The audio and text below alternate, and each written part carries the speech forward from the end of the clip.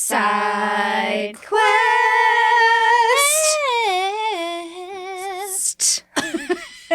Hey, folks. I wanted to be a little more like you today. I know. I was about to say, you back. just pulled an Arly. Guess what? For you, it's Tuesday, which means it's Sidequest Day. Or it's any day if you're listening to our back catalog, so hey. That's true. Hey, welcome to the back catalog. Hi from past us to future you or present you or whatever. Yes. Yeah, Thank you for whatever. joining us today.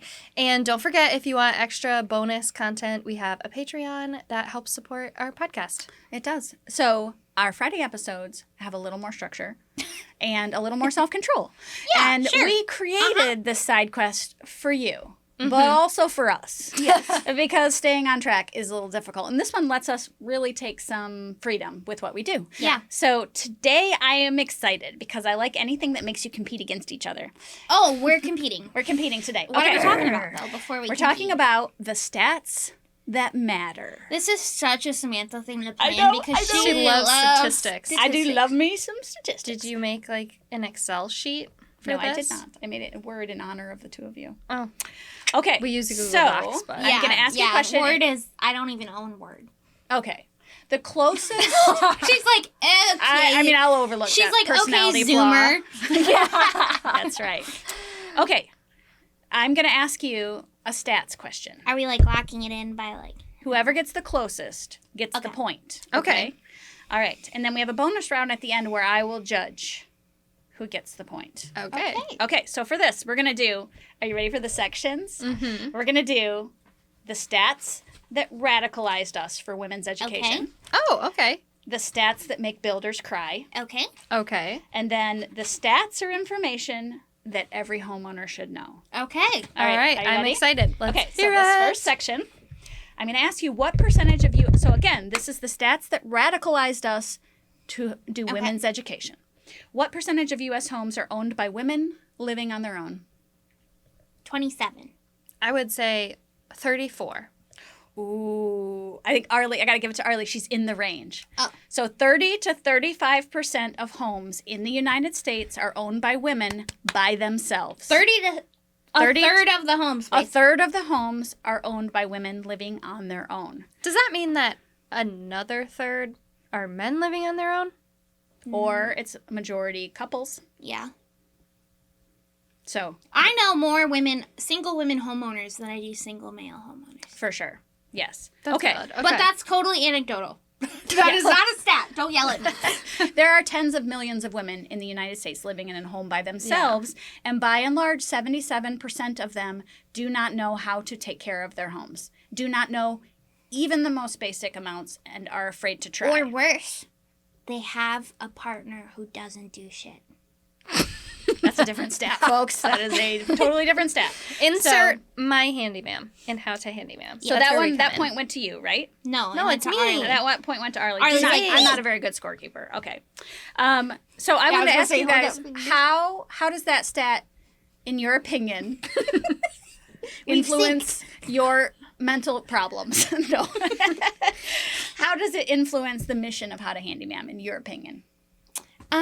We want women to feel agency, but we also want them to feel like they don't have to have trade people in their home because it's majority men, and that's startling sometimes. Yeah, it is. I mean, I have never been a man before. So this is speaking as At least only not in this lifetime. At least not in this lifetime. In my last lifetime, I was a boy cat. So, I'm just kidding. But that's different. No, but I think that it is probably not all that alarming if you are a man and you own a home and you have to, like, have another, like, man come into your house. Because almost always when you hire somebody in the trades, I mean, 99% of them or something are men. So most of the time you're going to get a man. Than it is for a woman to have to call somebody and then also, like, have them into your home. It feels a little bit violating unless you really want them to be there for a specific reason. Well, you invite somebody into your home you don't know, and then you close the door behind them. So, I mean, if you're not a woman, you might not understand why that's inherently a worry for women. The guy doesn't have to even give bad vibes for that to be a potential danger. Yeah. So, and normally when someone comes to work on your house, you stay. Yeah. You don't leave, so you're in your house with somebody you don't know. Yeah. So anyway, not to belabor the point, but women are, a large number of women are living in homes by themselves, and they do not know how to do even the most basics. So they don't get to choose necessarily how they spend their money or who they allow into their home, and those two things are very important to us. Okay, stat number 2. How many years on average do women outlive their partners? 15. 18. To Emily, even though you're both super wrong.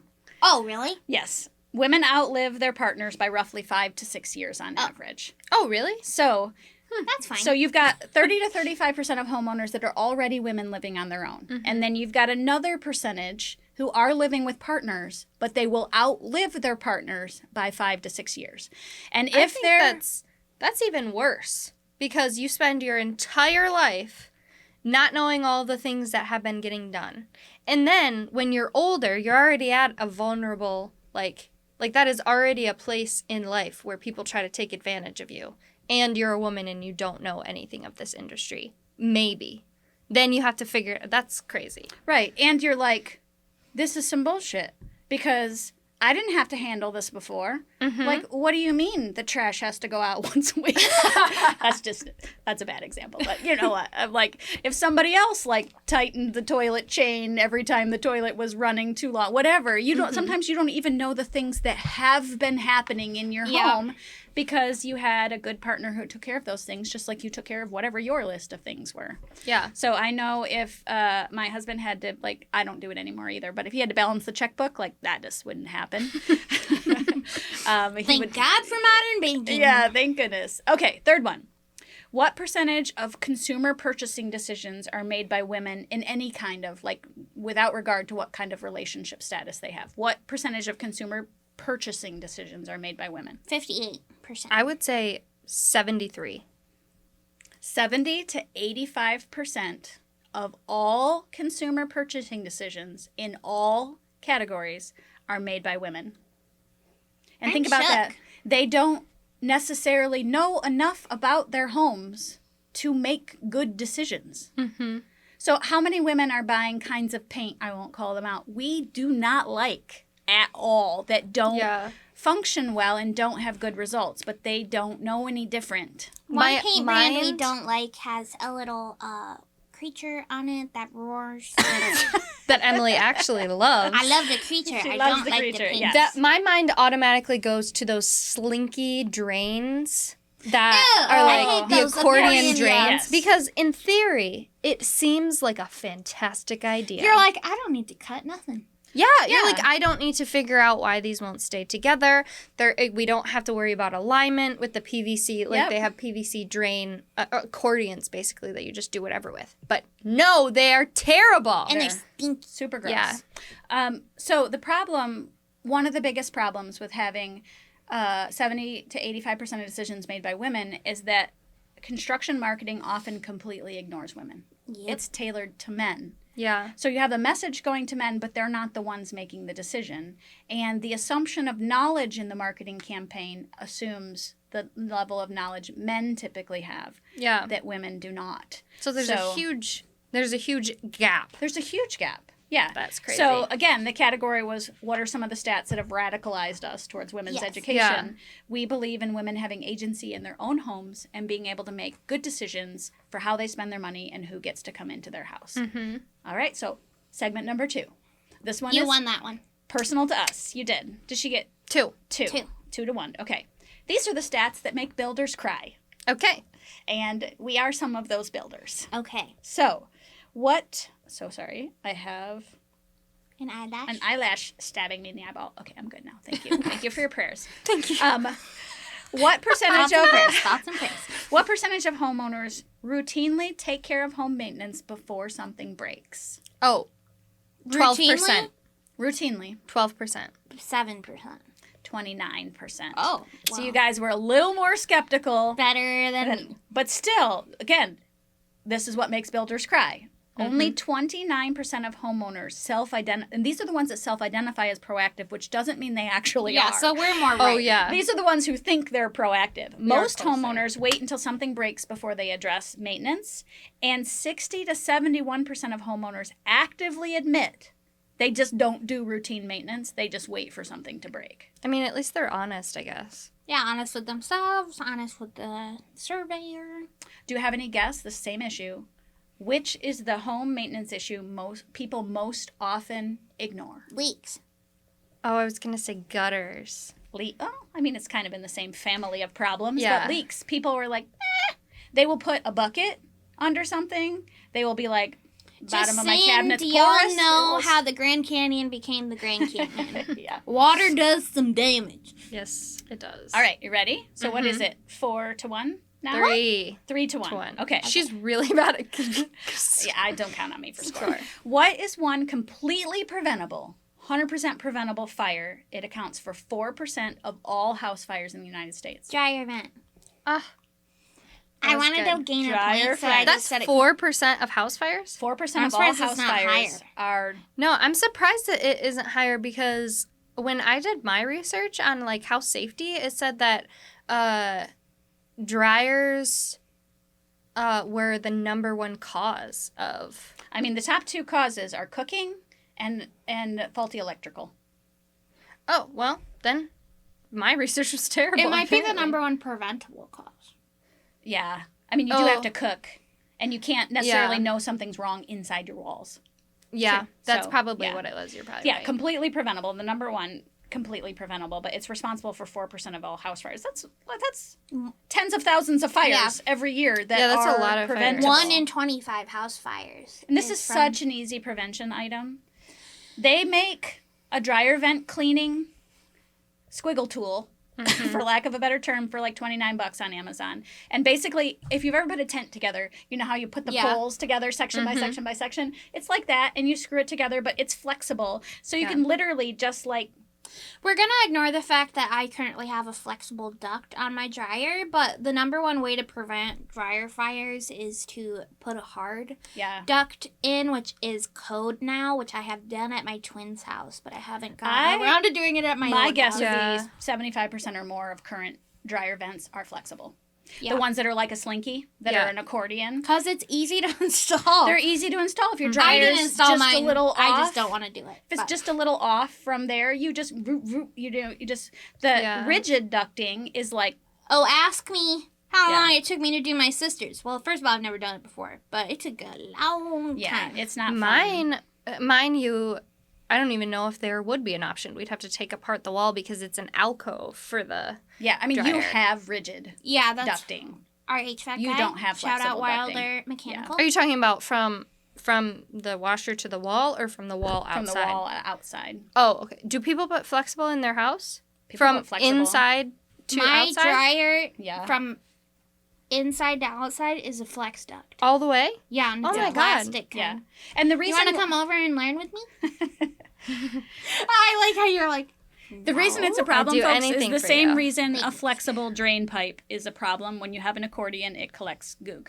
Yeah. So and in this case, flammable gook. yes, in your faucet, it just means you're going to get gross, like rotted hair stuck in the parts, which is gross but not dangerous. But in your dryer vent, it's basically kindling. Well, Yeah. Lucas, my husband's grandpa, used to collect the lint and put it in toilet paper tubes and bring it for camping. For fire and starters. then he'd soak them in like sodium chloride or something. So wait, isn't that a bomb? Never mind, not sodium chloride. Lucas is gonna listen to this like and be lighter like, "What are you fluid or talking about?" something. Like copper, Something flammable. something fun to make it do different to colors. make it make colors. Okay. Oh, okay. I see Okay. what you're saying. Not sodium chloride. I'm pretty sure that's an ingredient to a bomb, but I don't remember. FBI has you on their list now. All right, stat number 3. How long does the average homeowner spend researching a contractor before they embark on projects up to $10,000? 0. Up to $10,000. I would say, how many hours? How long? Oh, I would say How much time? 1 hour. 2 2 minutes. hours. Arly gets the point. 1 to 2 hours. The average American spends more time researching You're crushing a television to buy than they do a contractor. I've had the same TV for 9 years, so I don't really care. I don't think I was like, this one's big and it's Black Friday. You know why, though? Because you know a lot more about a television than you do about contracting. So when you go to do research, you can compare it. Like if I were to tell you Bold of you to assume I know anything about television. Well, if I were to tell you, like, to research a flux capacitor, like, what would you even look for? Like, you could watch Back to the Future, but you'd have no other reference point. Yeah. It's the same with contracting. But, TV, you have at least some basic knowledge of, like, what you're looking for in a TV. But that your TV has a remote. Yeah. And it needs to be plugged in. And it has, hopefully, a smart TV feature, so you don't have to plug in a device. Yeah. Yeah, see? Well, also, TVs are also marketed towards consumers. Exactly. And contracting is not. It's the same There's as a reason contracting. If I were to say, I'm going to research my heart surgeon, what am I looking for? Do you know that a lot of the scores for doctors are based on patient rankings, which are largely driven by bedside manner? Well, yeah, that makes sense. So it's not even the doctors.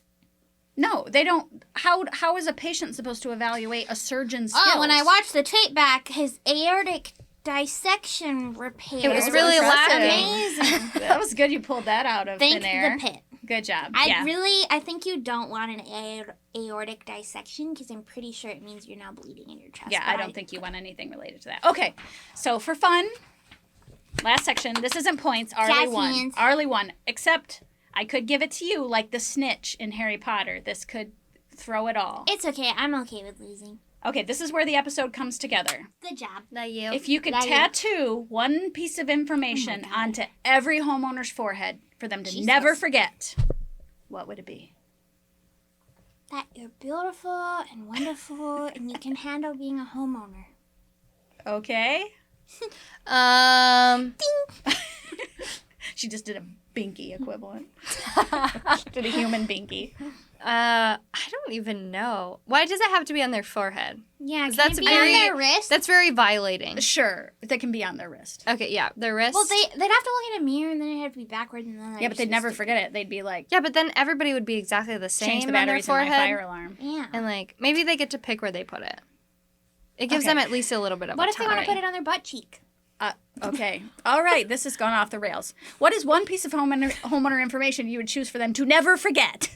That's a better premise. Yeah. There's so much information that's so hard. I would think I'm going to go with the classic check, like, this is not eloquently put, so I'm just going to put this out there. We'd have to change the wording, maybe add some punctuation for the tattoo. Pick a cute font. Exactly. But to not let a leaking toilet go too far so that you put your leg through it, through your subfloor, that you do something about it immediately. And, yeah, that's what I would say. Because I feel like I've done probably 100 toilet repairs. And it's the difference between, like, I don't know, $200 to just change it out and, you know, fix, like, the top layer of flooring or, like, just change it out and clean up some water, and 4-5 days of work for something like that. It's I do incredible. actually have a real answer. Okay, what is yours? That preventative maintenance is way more worth your time than letting stuff go too long and then having to do like a hard repair. Mm-hmm. That keeping on top of things, although life gets busy and it is difficult, that if you can make time and get on like a nice maintenance schedule, that it does save you a lot of money and heartache. Mm-hmm. Mine is related. It never gets better with time. Oh, that's great. It never that kind of sums both our gets better with time. It only gets worse. Except with heartbreak. That's true. Yeah. All right, folks. Well, there we have it. Now you know. Now you know the stats. Also, wine gets better with time. Wine does. And apparently cheese, but I don't think I like that kind of cheese. All right, folks. Well, thanks for joining us. We will see you on Friday. And don't forget, it never gets better with time. So address it today. And if you want to be our patron, like a Renaissance rich person who's being a patron of the arts, you can go to patreon.com/howtohandyma'am, MAAM. That's right. MAAM. Yeah. And you will get what it says on there, but you'll also get our undying love and affection. Yes. Seriously. So we love you, and we'll see you Friday. See you Friday. Mwah.